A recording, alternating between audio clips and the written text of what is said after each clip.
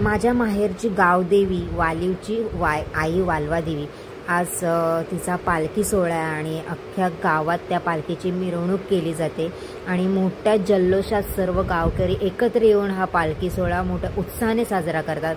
तर चला मी तुम्हाला दाखवते हा पालखी सोहळा कसा असतो ते।